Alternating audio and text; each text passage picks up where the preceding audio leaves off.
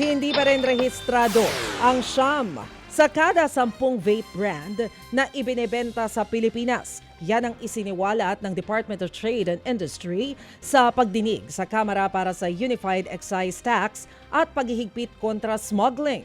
Sa higit 300 vape brands na natukoy sa merkado, napag-alaman ng ahensya na 21 lang sa mga ito ang rehistrado sa DTI.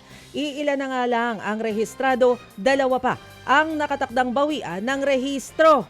Ayon sa DTI, binigyan nila ng oras sa mga seller na irehistro ang mga brands sa gobyerno pero iilan lang ang sumunod. Ayon naman kay Representative Miro Kimbo, posibleng masyadong mataas ang excise tax kaya walang gustong mag-register. Nako. Samantala, sumampa na sa 1 bilyong kilo ang karneng inangkat ng Pilipinas sa unang 7 buwan ngayong taon.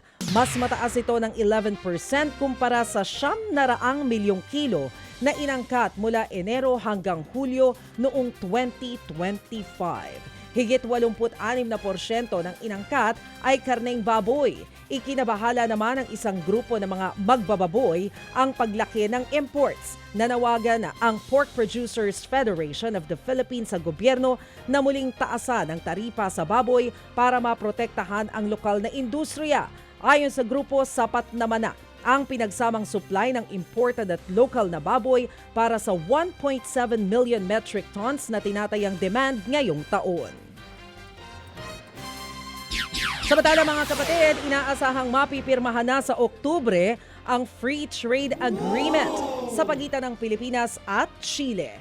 Oras na mapirmahan ang Comprehensive Economic Partnership Agreement sa pagitan ng dalawang bansa, ipatutupad ito sa susunod na taon. Kung sakali, ito na ang kauna-unahang FTA ng Pilipinas sa isang bansa sa Latin America. Tiniyak din ni Trade Secretary Cristina Roque na on track na ang negosasyon para sa kaparehong kasunduan kasama ang Canada, Japan at European Union.